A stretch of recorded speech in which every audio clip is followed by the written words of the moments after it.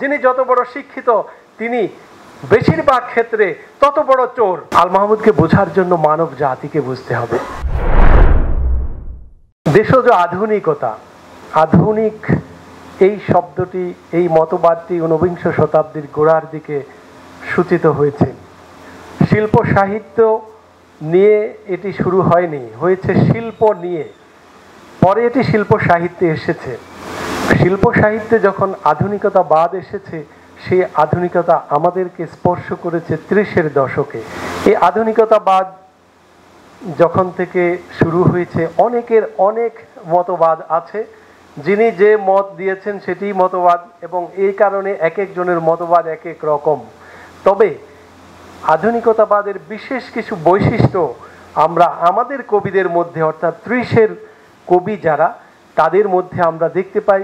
তারা নিঃসঙ্গতাকে বেছে নিয়েছিলেন, তারা দুঃখবোধকে বেছে নিয়েছিলেন, তারা জীবনের না পাওয়া বেদনাকে বেছে নিয়েছিলেন, এবং অনেকটা নগর কেন্দ্রিক নগর সভ্যতাকে তারা বেছে নিয়েছিলেন।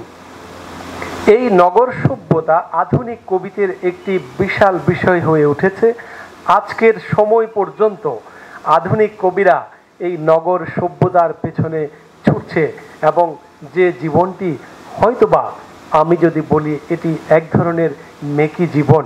কারণ একজন মানুষ শুধু নাগরিক নন এবং শুধু গ্রামীণও নন, তিনি একটি দেশের, একটি জাতির, একটি মাটির। আল মাহমুদকে যদি বিবেচনা করতে হয়, তাহলে আল মাহমুদকে যদি আমি কাছে থেকে দেখি, দূরে থেকে দেখি, ভেতর থেকে দেখি, বাহির থেকে দেখি, তাহলে তাকে বিচার করতে হবে তার কর্ম দিয়ে, তার লেখা দিয়ে। যেই প্রসঙ্গটি হিজল জুবাইর উত্থাপন করেছে যে তিনি নাস্তিক থেকে আস্তিক হয়েছেন, আসলে বিষয়টি এমন নয়। আল মাহমুদ কখনো নাস্তিক ছিলেন না। তার প্রমাণ তার গ্রন্থগুলো, তার প্রথম বই থেকে শুরু করে সর্বশেষ বই পর্যন্ত আমরা দেখতে পাই তিনি একটি আস্তিকতার ভেতর দিয়ে বেড়ে উঠেছেন। তবে আস্তিকতায় তার একটি সময় সংশয় জেগেছিল, তিনি সংশয়ের মধ্যে ছিলেন। আল মাহমুদকে বোঝার জন্য মানব জাতিকে বুঝতে হবে। মানব জাতির সূচনা থেকে পৃথিবীতে যে প্রশ্নগুলো উত্থাপিত হয়েছে, সেই গুরুত্বপূর্ণ প্রশ্নগুলো হলো: মানুষ কেন জন্মায় পৃথিবীতে, কেন আসে, এসে কি করে, মানুষের কাজ কি, কি দায়িত্ব, মানুষ কি শুধু শুধু আসে নাকি তার কোনো কর্ম আছে, আর যদি কর্ম থেকে থাকে সেটি কি এবং কিভাবে সেটি আঞ্জাম দেবে। আবার পৃথিবীর জীবনের পরে মানুষ যখন মৃত্যুবরণ করে, কেন মৃত্যুবরণ করে, মৃত্যুর পরে কি কোনো জীবন আছে, সেই জীবনে কেন মানুষ, সেই জীবন কেমন হবে যদি থেকে থাকে, আর না থেকে থাকলে কি হবে। এই প্রশ্নগুলোর মীমাংসার জায়গা থেকে আল মাহমুদকে বিবেচনা করতে হবে। তিনি যেমন দেশজ, তিনি যেমন গ্রামীণ, একই সাথে তিনি আধুনিক, তিনি একই সাথে নাগরিক এবং শহর কেন্দ্রিক, একই সাথে তিনি বৈশ্বিক, অর্থাৎ তিনি গ্রামের একজন মানুষের ভেতর দিয়ে গোটা বিশ্বের মানব জাতিকে দেখেছেন। তিনি এশিয়ার মানুষকে দেখেছেন, তিনি আফ্রিকার মানুষকে দেখেছেন, তিনি ইউরোপের মানুষকে দেখেছেন, এবং মানব জাতির যে ক্ষয়ে যাওয়া সভ্যতা তাকে তিনি অসাধারণভাবে ক্রিটিসাইজ করেছেন। আল মাহমুদ দেশজ হয়ে তিনি বহির্দেশীয়, তিনি দেশীয় হয়ে আন্তদেশীয়, অর্থাৎ একজন মহৎ কবি, মহান কবি বা বড় কবি যখন কোনো ভাষায় জন্মায়, তিনি সেই ভাষায় আর সীমাবদ্ধ থাকেন না, তিনি গোটা বিশ্বের মানুষের ভাষার হয়ে ওঠেন, গোটা বিশ্বের মানব জাতির ভাষা হয়ে ওঠে। তিনি মানব জাতিকে নিয়ে ভাবেন। প্রিয় বন্ধুরা, আল মাহমুদ যেভাবে নিজেকে নির্মাণ করেছেন, ঠিক তার চেয়ে বেশি নির্মাণ করেছেন তিনি তার কবিতাকে। তিনি আতর বা সুগন্ধি ব্যবসায়ী পরিবার থেকে উঠে এসেছেন, তার পূর্বপুরুষ সুগন্ধি ব্যবসা করতেন। সেই সুগন্ধির বিষয়গুলো তার কবিতার মধ্যে প্রচণ্ডভাবে আছে। আল মাহমুদের যে গ্রন্থটি সবচেয়ে বেশি আলোচিত, সোনালী কাবিনের কথা আমরা কথায় কথায় বলি, সেই সোনালী কাবিন, সেই সোনালী কাবিনের একটি কবিতার কথা যদি আমি বলি, প্রত্যাবর্তনের লজ্জা, কি বলছেন তিনি? বলছেন শেষের দিকে: কুয়াশার সাদা পর্দা দোলাতে দোলাতে আবার আমি ঘরে ফিরব, শিশিরে আমার পাজামা ভিজে যাবে, চোখের পাতার উপর শীতের বিন্দু জমতে জমতে হঠাৎ নির্লজ্জের মতো উঠে আসবে লাল সূর্য, পরাজিতের মতন মুখের উপর রোদ নামলে সামনে দেখব ছড়ানো ছিটানো গ্রাম, জলার দিকে বকের ঝাঁক উড়ে যাচ্ছে। তারপর দারুণ ভয়ের মতো ভেসে উঠবে আমাদের আটচালা, কলার ছোট্ট বাগান, দীর্ঘ পাতাগুলো না না করে কাঁপছে। বৈঠকখানা থেকে আব্বা আমাকে দেখে নিয়ে মুখ নিচু করে পড়তে থাকবেন, ফাবিয়া গিয়ালা রব্বিকুমা তুকাজ্জিবান। বাসি বাসন হাতে মা আমাকে দেখে হেসে ফেলবেন, ভালোই হলো তোর ফিরে আসা, তুই না থাকলে ঘর বাড়ি কেমন শূন্য হয়ে যায়, হাত মুখ ধুইয়ায় নাস্তা পাঠাই। আমি মাকে জড়িয়ে ধরে আমার প্রত্যাবর্তনের লজ্জাকে ঘষে ঘষে তুলে ফেলবো। কি অসাধারণ গ্রাম বাংলা, কি অসাধারণ জীবন তিনি তুলে এনেছেন। এই যে কুয়াশার সাদা পর্দা দোলাতে দোলাতে আবার আমি ঘরে ফিরবো, কুয়াশার পর্দা কি আপনারা দেখেননি? বাংলাদেশের মানুষ দেখেনি? কোন নাগরিক কবি দেখেনি? কোন নাগরিক মানুষ দেখেনি? কোন শিল্পপতি দেখেনি? বাংলাদেশের সমস্ত মানুষ দেখেছে। বাংলাদেশের সমস্ত মানুষের এই অভিজ্ঞতা আছে, কুয়াশার চাদরে তার চোখের পাতা ভিজে গেছে, তার মাথার চুল ভিজে গেছে, কিংবা মাথায় যদি কোনো ক্যাপ পাতা থাকে সেই ক্যাপ ভিজে গেছে, তার চাদর ভিজে গেছে, তার পাজামা ভিজে গেছে। এবং ছড়ানো ছিটানো যে গ্রাম বাংলা, এই বকের ঝাঁক যে উড়ে যাওয়া সকাল এবং সন্ধ্যায়, কে কোন চোখ দেখেনি? দেখেছে সবাই। এবং একটি চিত্রকল্প কি অসাধারণ। বৈঠকখানা থেকে আব্বা আমাকে দেখে একবার মুখ নিচু করে পড়তে থাকবেন, ফাবিয়া ইয়ালা রাব্বিকুমা তুকাজ্জিবান। যে মহাগ্রন্থ আল কোরআনের একটি আয়াতকে তিনি ব্যবহার করেছেন এবং এ আয়াত প্রতিদিন তিনি শুনতেন তার বাবার কণ্ঠে। তার বাবা এটি প্রতিদিন সকালবেলা তেলাওয়াত করতেন। কি অদ্ভুত বিষয়! গ্রামের এই যে জীবন্ত জীবন, এটি জীবন্ত জীবন। 30-এর কবিরা যখন নিঃসঙ্গতায়, হতাশায়, দুরাশায় মুছড়ে পড়ছে, তখন আল মাহমুদ এই সমস্ত ভরপুর চিন্তায় খুবই সমৃদ্ধ। তিনি তার অদৃষ্টবাদীদের রান্না বান্না নামে একটি বই আছে। প্রিয় বন্ধুরা, একবার ভাবুন তো, একটি বইয়ের নাম অদৃষ্টবাদীদের রান্না বান্না। আমরা তো শুধু সোনালী কাবিনের কথা বলি। একবার পড়ে আসুন অদৃষ্টবাদীদের রান্না বান্না, একবার পড়ে আসুন মায়াবী পর্দা দুলে ওঠো, একবার পড়ে আসুন আমি দূরগামী, কিংবা দ্বিতীয় ভাঙন, অথবা সেলাই করা মুখ। সেখানে দেখতে পাবেন কিভাবে বিশ্ব, কিভাবে মানব জাতি, কিভাবে মানব জাতির ভাষা সংস্কৃতি, কিভাবে মানব জাতির বিশ্বাস রূপায়িত আছে, শৈল্পিক হয়ে উঠেছে কিভাবে আল মাহমুদে এসে। আল মাহমুদ তিনি মাটির রস নিংড়ে নিয়েছেন। তিনি ঢাকায় এসেছেন রাবারের স্যান্ডেল পরে, পলিস্টার জামা এবং প্যান্ট পরে, হাতে একটি ভাঙা সুটকেস ছিল। তাকে টিটকারি করা হতো, ভাঙা সুটকেস নিয়ে তিনি ঢাকায় এসেছেন। তিনি বলেছেন, আমি এই সুটকেস থেকে খুলে দিয়েছি বাংলাদেশের ফুল, পাখি, নদী।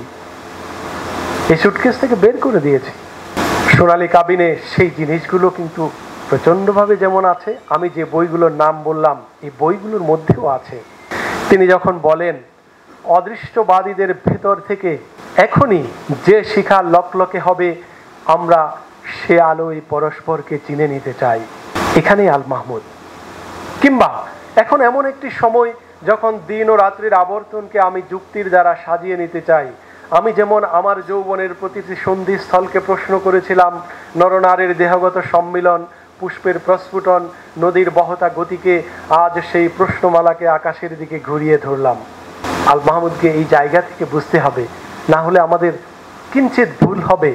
তিনি এদেশের মাটিকে, মাটি নিংড়ে রস যেমন নিয়েছেন, এদেশের ফুলের দুলনি, পাতার দুলনি, ক্লোরোফিলের যে বিষয়টি, ক্লোরোফিলের ছিল আমার সবুজ ভরা গাত্র, সাগর ভরা ছিল আমার লবণ জলের পাত্র, সব বিষিয়ে দিচ্ছে মানুষ ধোঁয়ায় আকাশ অন্ধ, কলের বিষে তলিয়ে গেছে গোলাপ ফুলের গন্ধ। শস্য ছিল, শ্যামল ছিল, ছিল সুখের পার্বণ, শান্তিটাকে পুড়িয়ে মানুষ করলো কালো কার্বন। পক্ষী কাঁদে, পুষ্প কাঁদে, রসায়নের রান্না, বন্ধ করো, বন্ধ করো, আর পারি না, আর না। প্রিয় বন্ধুরা, আল মাহমুদের একটি কবিতা প্রকৃতি, কত দূর এগুলো মানুষ, এই একটি বাক্যের মধ্যে আপনি গোটা বিশ্বকে দেখতে পাবেন। মানুষ কোথায় এগিয়েছে? বিজ্ঞানে এগিয়েছে। মানুষ কোথায় এগিয়েছে? যন্ত্রে এগিয়েছে। আজকে কম্পিউটার, মোবাইল থেকে শুরু করে বিমান, সুপার বিমান, আমরা সুপার বিমানে এক জায়গা থেকে অন্য জায়গায় ছুটছি, আমরা এখানে বসে আমেরিকা পৃথিবীর সর্বশেষ প্রান্তে একটি মেসেজ পাঠাবো, কয়েক সেকেন্ড লাগছে। এই যন্ত্র আমাদেরকে শিখিয়েছে 24 ঘন্টায় একদিন, 1 ঘন্টায় 60 মিনিট, 1 মিনিটে 60 সেকেন্ড, এবং একটি সেকেন্ডকে 1000 ভাগে ভাগ করার যন্ত্র আবিষ্কৃত হয়েছে, যাকে ন্যানো সেকেন্ড বলা হয়েছে। আল মাহমুদ প্রশ্ন রাখছেন, বিজ্ঞানে এতটুকু এগিয়েছে, মানবিক দিক থেকে মানুষ কতটুকু এগিয়েছে? যদি মানবিক দিক থেকে মানুষ না এগোয়, তাহলে এই সভ্যতা তো মুখ থুবড়ে পড়বে। সভ্যতাকে যদি উচ্চকিত করতে হয়, উন্নত করতে হয়, আধুনিক করতে হয়, তাহলে মানুষের যন্ত্রের এবং বিজ্ঞানের অগ্রগতির সাথে সাথে তাদেরকে অবশ্যই মানবিক অগ্রগতি থাকতে হবে। মানবিক অগ্রগতি থাকলে রাজপথে একটি মাথা পাথরে থেতলাতে পারে না আধুনিক পৃথিবীতে, আধুনিক সভ্যতায়। এটি ইম্পসিবল। যদি মানবিক উন্নতি থাকে, তাহলে একটি দেশের শাসক তার তারুণ্যকে সরাসরি নাথাল ওয়েপন দিয়ে গুলি করতে পারে না, এটি অসম্ভব। মানবিক বোধ যদি মানুষের উন্নতি হয়ে থাকে, তাহলে মানুষ একটি রাষ্ট্র লুট করতে পারে না, রাষ্ট্র ডাকাতি করতে পারে না, প্রত্যেকটি ব্যাংক খালি করতে পারে না। এদেশের প্রত্যেকটি উচ্চ শিক্ষিত মানুষ যখন, যিনি যত বড় শিক্ষিত, তিনি বেশিরভাগ ক্ষেত্রে তত বড় চোর, তিনি তত বড় ডাকাত, তিনি ততটা বেশি অন্যের সম্পদকে দখল করতে চান, অন্যের টাকা লুটপাট করতে চান। এই কথাগুলো কি করে আধুনিক ভাবে আল মাহমুদ এনেছেন? মানুষ মানুষ করে যারা, মানুষ তারা কে? অফিস বাড়ির মধ্যে রোবট কলম ধরেছে, নরম গদি কোষণ আসন, চশমা পরা চোখ, লোক ঠকানো হিসাব লেখে কম্পিউটারে শ্লোক। বাংলাদেশের কপালপুরে ঘূর্ণিঝড়ে চর, মানুষ গড়ার শাসন দেখে বুক কাঁপে থর থর। হায় রে মানুষ রঙিন ফানুষ, গান শুনুনি ভাই, মানুষ হবার ইচ্ছে আমার একেবারে নাই। কিংবা তোমরা যখন শিখছো পড়া মানুষ হবার জন্য, আমি না হয় পাখি হব, পাখির মতো বন্য। এই যে পরিস্থিতিটা, এই পরিবেশটি, এটিকে বিবেচনায় আনতে হবে একজন কবিকে। কবি, তিনি জীবনের শিল্পী, তিনি স্বপ্নের শিল্পী, তিনি আনন্দের শিল্পী, তিনি অন্য রকম জীবনের শিল্পী। এই শিল্পীকে অবশ্যই মানবতার সাথে এগুতে হবে, মানব জাতির কল্যাণের সাথে এগুতে হবে। যে শিল্পী শুধু শিল্পের জন্য শিল্প করেন, তার কাছে মানব জাতি ধ্বংস হয়ে গেলে কিচ্ছু যায় আসে না। যেমন গাজা, যেমন ফিলিস্তিন ধ্বংস হয়ে যাচ্ছে, অনাহারী মানুষ 2 দিন 3 দিন খেতে পারছে না, সেই মানুষ যখন এক মুঠো খাবারের জন্য লাইনে দাঁড়ায়, সেই লাইনে যে মানুষ নামের পশুরা গুলি করতে পারে, সেই সভ্যতার মুখে থুতু ছেটা ছাড়া আর কি দেয়ার থাকে? আল মাহমুদ বলেছেন এই জিনিসগুলো, যে এই সভ্যতা মানুষকে কেবল ভোগের পাত্র করে তুলেছে। মানুষ তো শুধু ভোগের পাত্র নয়। পুঁজিবাদের সবচেয়ে বড় অসুবিধা এখানে, তিনি সাম্যের যে সুষম বন্টন চেয়েছেন, এই কারণে চেয়েছেন যে পুঁজিবাদ মানুষকে ভোগের পাত্র করে তোলে, পুঁজিবাদ মানুষকে সেলফিশ করে তোলে, পুঁজিবাদ মানুষকে নিঃসঙ্গ করে তোলে, নির্মম করে তোলে। তার একটি সমাজ আছে সে ভুলে যায়, তার একটি দেশ আছে সে ভুলে যায়, তার পরিবার আছে সে ভুলে যায়, এবং মানব জাতি যে একটি সুন্দরের ভেতর দিয়ে পৃথিবীর বাগানে বসত করে ঘুরে বেড়ায়, সে কথাও সে ভুলে যায়। প্রিয় বন্ধুরা, আল মাহমুদ এই ক্ষেত্রে তিনি আগেই বলেছি আমি, তিনি দেশীয়, তিনি দেশজ, তিনি একই সাথে গ্রামীণ, একই সাথে শহুরে, তিনি একই সাথে ঐতিহ্যধারী, একই সাথে আধুনিক। এই সব কিছু মিলে একটি রসায়ন আল মাহমুদে এসে মিলেছে। তিনি কতটা গ্রামীণ, কতটা দেশীয়, কতটা দেশজ, এবং এই দেশীয় গ্রামীণ বাঙালি চাষি মুসলিম পরিবারের মুখের ভাষাকে তিনি কিভাবে আধুনিক করে তুলেছেন, তারই বর্ণনা আল মাহমুদ, গোটা আল মাহমুদে ছড়িয়ে আছে।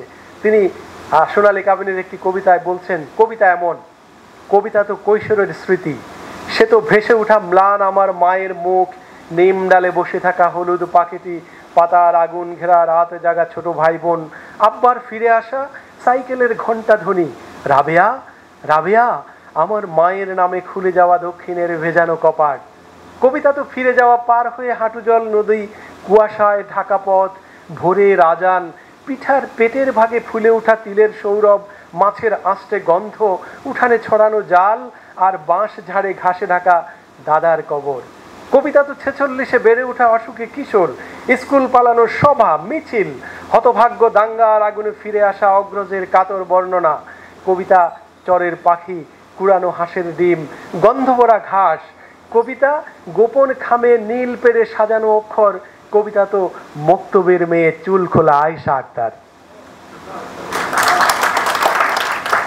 এই একটি কবিতা যদি আমরা বিশ্লেষণ করি তাহলে আল মাহমুদে কিভাবে এই দেশ, বাংলাদেশের মাটি, বাংলাদেশের মানুষ, বাংলাদেশের ফুল পাখি, বৃক্ষ, নদী, ফসল, বিস্তীর্ণ ঘাসের মাঠ এবং আকাশ লুকিয়ে আছে। নারকোলরে লম্বা মাথায় হঠাৎ দেখি কাল, ডাবের মতো চাঁদ উঠেছে ঠান্ডা ও গোলগাল। ছিটকিনিটা আস্তে খুলে পেরিয়ে গেলাম ঘর, ঝিমধরা ওই মস্ত শহর কাঁপছিল থর থর। মিনারটাকে দেখতে লাগে দাঁড়িয়ে আছেন কেউ, পাথর ঘাটার গির্জেটা কি লাল পাথরের ঢেউ। দরগাতলা পার হয়ে যে মোড় ফিরেছি বাঁয়, কোত্থেকে এক উড়কো পাহাড় ডাক দিল আয় আয়। মিনারটাকে দেখতে লাগে দাঁড়িয়ে আছেন কেউ, পাথর ঘাটার গির্জেটা কি লাল পাথরের ঢেউ। কি অসাধারণ! দরগাতলা পার হয়ে যে মোড় ফিরেছি বাঁয়, কোত্থেকে এক উড়কো পাহাড় ডাক দিল আয় আয়। পাহাড়টাকে হাত বুলিয়ে লাল দিঘিটার পার, এগিয়ে দেখি জোনাকিদের বসেছে দরবার। আমায় দেখে কলকলিয়ে দিঘির কালো জল, বলল এসো আমরা সবাই না ঘুমানোর দল। পকেট থেকে খোলো তোমার পদ্য লেখার ভাঁজ, রক্ত জবার ঝোপের পাশে কাব্য হবে আজ। দিঘির কথায় উঠলো হেসে ফুল পাখিরা সব, কাব্য হবে জুড়লো কলরব। কি আর করি, পকেট থেকে খুলে ছড়ার বই, পাখির কাছে ফুলের কাছে মনের কথা কই। দেখুন, এই যে বিস্তীর্ণ প্রকৃতির কথা আমি বলেছি, এই বিস্তীর্ণ প্রকৃতির মধ্যে তিনি জীবনের যে মিল দিয়েছেন অসাধারণ। এই প্রকৃতির ভেতর দিয়ে মনুষ্য জীবনে আসা, মনুষ্য জীবনের ভেতর দিয়ে প্রকৃতিতে ফিরে আসা, গ্রাম থেকে শহরে, শহর থেকে গ্রামে, এই যে রসায়ন, এটি আল মাহমুদ বাংলা কবিতায় তিনি নিজস্বতা নির্মাণ করেছেন, নিজস্ব পৃথিবী নির্মাণ করেছেন। তিনি প্রায় বলতেন একজন কবির কাজ হলো তার জাতিকে স্বপ্ন দেখানো। আমি আমার জাতিকে আমার সাধ্যমতো স্বপ্ন দেখাতে চেষ্টা করেছি। তার সেই স্বপ্ন একটি আধুনিক বাংলাদেশ, একটি মানবিক বাংলাদেশ, একটি নাগরিক বান্ধব বাংলাদেশ, যেই বাংলাদেশের শাসকেরা নিজের কথা ভাববে না, তার দেশের মানুষের কথা ভাববে। যে পৃথিবীর উন্নত দেশগুলোতে শাসক আর জনগণের কথা ভাবে, জনগণ শাসকের কথা ভাবে, আমাদের দেশে পুরোই উল্টো। যে শাসক তিনি নিজের কথা ভাববেন, জনগণকেও তার কথাই ভাবতে হবে, কিন্তু জনগণের কথা ভাবার মতো কোনো অবসর আমাদের যেমন শাসকদের নেই, আমাদের আমলাদেরও নেই। আমরা যাদেরকে সিভিল সার্ভেন্ট বলি তারা আমাদের মালিক হয়ে আসে। আমরা সেরকম মালিক চাই না, আমরা জীবন বান্ধব মানুষ চাই। এই জীবন বান্ধব মানুষের কথাই আল মাহমুদ বলেছেন এবং বাংলাদেশের ভেতর দিয়ে তিনি পৃথিবীর কথা বলেছেন। আমি আর বাড়াতে চাই না আমার বক্তব্য। আমি কয়েকটি, আজম ভাই আছেন এখানে, বাংলা একাডেমির এরকম কোনো একটি হলের নাম বা সেমিনার কক্ষের নাম আল মাহমুদের নামে করা যায় কিনা আমি এটি অবশ্যই ডাকছি, এবং আল মাহমুদের রচনাবলী অবশ্যই বাংলা একাডেমি প্রকাশ করা উচিত বলে আমি মনে করি, এবং এটা সহসা উদ্যোগ নেবেন এটি আমি আশা করি। সর্বশেষ কথাটি বলতে চাই, আল মাহমুদ সারা জীবন এবং একা তিনি সাংস্কৃতিক লড়াই করেছেন। আসলে আমাদের লড়াইটি সাংস্কৃতিক লড়াই, আমাদের লড়াইটি বিশ্বাসের লড়াই, আমাদের লড়াইটি সুস্থতার লড়াই, এবং তার বিরুদ্ধে অসুস্থতা, তার বিরুদ্ধে অবিশ্বাস, তার বিরুদ্ধে নাস্তিকতা।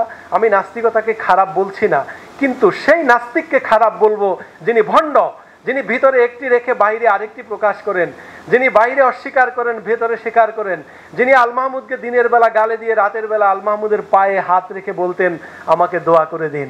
এরকম ভণ্ডদেরকে আমরা ঘৃণা করি। আপনি নাস্তিক হবেন, সততার সাথে নাস্তিক হন। আমি আস্তিক হবেন, তাও ভণ্ড হবেন না, সততার সাথে আস্তিক হন, তাহলে ভেতর বাইরের পৃথিবী আপনাকে সেলিউট করবে।